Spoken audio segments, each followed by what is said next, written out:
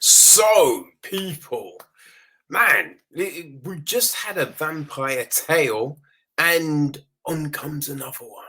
Well, I mean, it makes sense, right? It's that time of year when, yeah,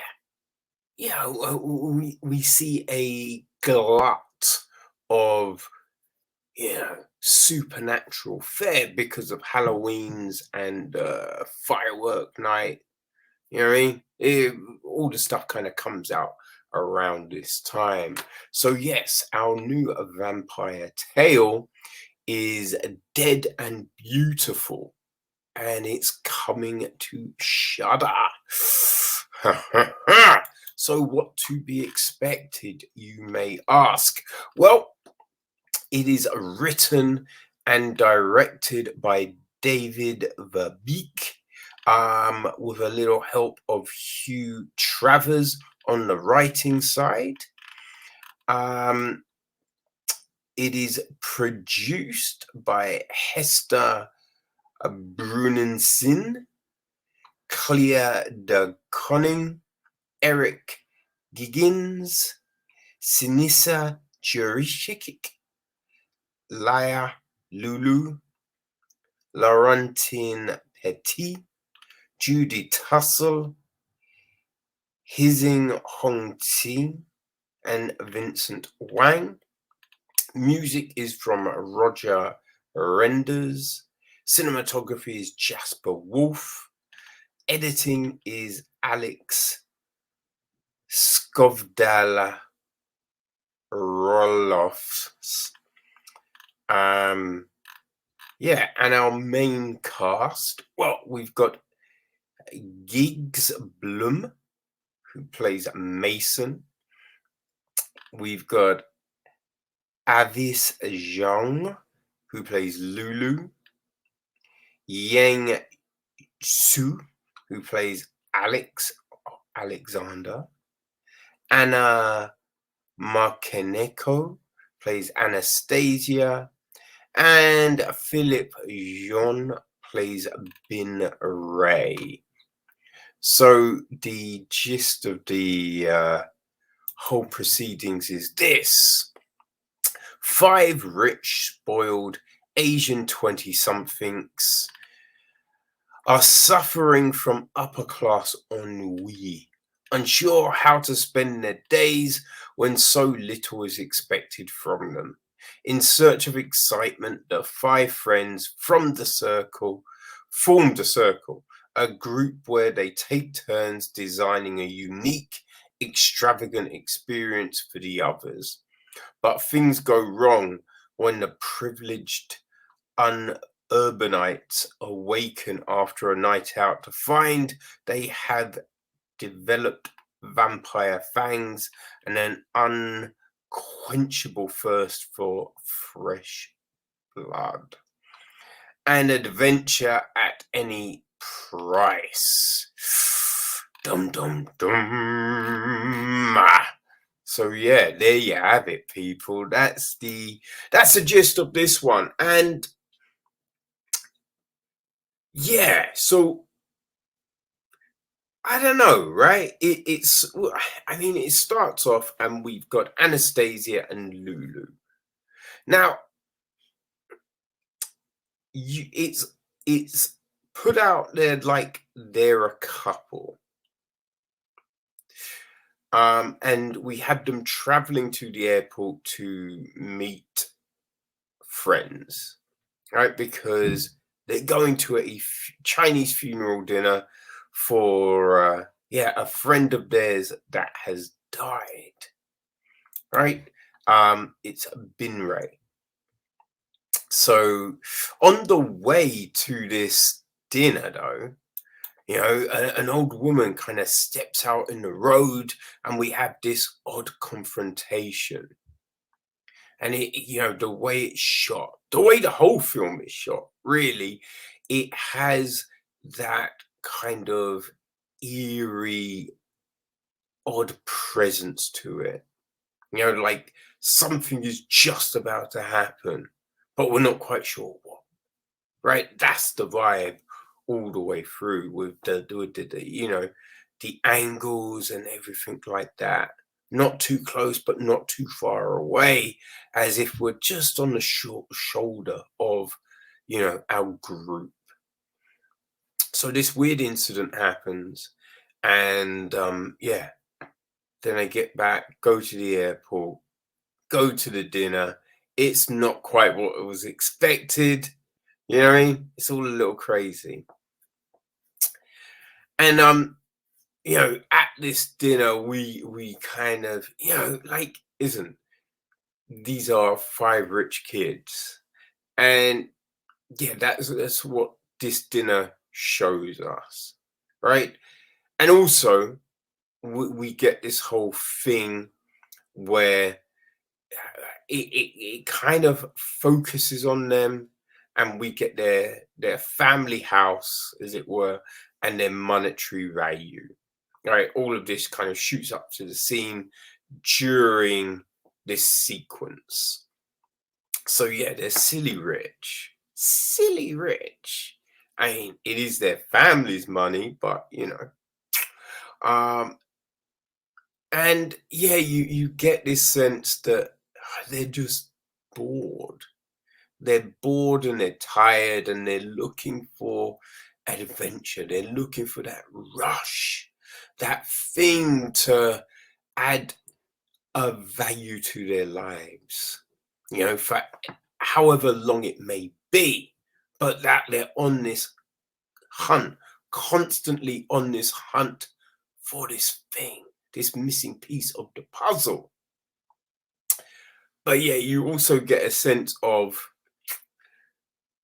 like, it's one of those weird little groups, right? Where a few of them may have got together, some of them are pining for others, and it's just all this weirdness happening. Right. So even though you think Anastasia and Lulu are together, it's just like, who knows, man? Who knows? But yes, it's Lulu's turn. Oh, well, I mean, it's an odd one because I could have sworn it's Anastasia's turn. But then later on, you kind of like it's presented like it was Lulu's turn. Who knows? Who knows? The film does get a little bit convoluted in places like that. But they go into the desert, the jungle, even, right? And yeah, they're met by this weird guy, and this ritual happens, and that's where they wake up with the vampire teeth, right? So they're worried, they're concerned, and we see them, and you think, okay, these are logical steps, right? The steps that happen at the start, you think that is very logical, right? Okay, this makes sense. You're going in a direction where you think most people would. And yeah, then it just kind of amps up after that. Now, I would say this film, it's got some interesting ideas. It's definitely got some interesting ideas, right? One thing I'd say at the beginning, when they're talking about Bin Ray, it's just like, oh, look at all these things he's trying to do. And so there's these pictures of him trying to push the envelope, going to a restaurant, eating weird animals, right? Which aren't on any restaurant menu. But if you've got a silly amount of money, you could probably get to eat. You know what I mean? And it's one of them ones. So yeah, it's just, we're seeing this group always trying to push that envelope. And I do kind of think that's interesting to an extent, right? The value of money, and when is money not enough, right? How does money feed us, as it were? on that, you know, mental level, emotional level, esoteric level. Right? I think that's the big thing. Now, I think this is also trying to tell you that, oh yeah, they rich people sometimes feel guilty about being rich. Which, listen, I wouldn't say that's not the case, but I wouldn't say that is a, a generalization, you know? And in a group like this, I would definitely not think all of them would feel the same way, you know? But yeah, it's really, trying to amp things up in that probably last third of the film, because we see some things, like experiments start in the second third, but it really kind of goes up towards the end. And look, the film, it's not crazy long or anything like that, so there is that, right? I think it's like an hour and a half, you know, just over an hour and a half, right? So not crazy, but there are these huge periods of just like nothingness. We see them go about certain things and interact and do things, but I don't know, I didn't feel engaged with it all, which I do kind of think the issue is because I didn't care about any of the characters. Like there's not really a depth to the characters. Now, during the film, we are getting these flashbacks to, you know, Lulu's youth, which I guess is meant to kind of show you, oh, she's from this certain background, this happened to her growing up, right? This has kind of helped shape her. But it's not really enough to add any real depth to her. The other characters, there's not really that. Everyone's a bit paper thin. So the only real big thing is they're rich. Some of them are maybe a little bit more amped than the others, but that's it. So when all of these things are taking place and everything like that, you're just a bit like, mm, you know? Now, the film does throw some twists in there, right? There's these twists thrown in, which are all like, ooh, but you're then a bit like, okay, that's fine, but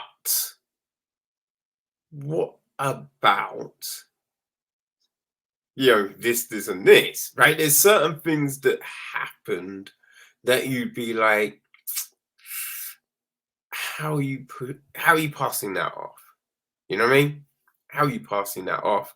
And then it makes something else that happens towards the end real fucking creepy. Real creepy. Now, like, that's all you can probably say, because it's not like it was done with any force, but yeah, creepy. Real creepy. You know what I mean? And then at the very end, they throw something else out there, which is a little bit like, what? You know what I mean? Because it then makes you I mean, you'd ask a lot of things, right? There's a lot of things that you would go, okay, now, okay, that if that is the case, then how, right? How? You and then with all these other things that took place, surely you would know. Or are there other things that aren't like the movies? Right? Because there's no parameters. You haven't set a baseline. So we don't know. Which then makes you wonder, it's a reach. It's kind of a reach, right? It's kind of a reach because then, yeah, from what we would expect, everything should have been known. So it's an odd one. It's an odd one to, I was gonna say get your teeth into, but let's try and stay away from that. I like it's very stylish. The film is very stylish. You know, we have like yeah, because it's in Taipei, right? Taiwan.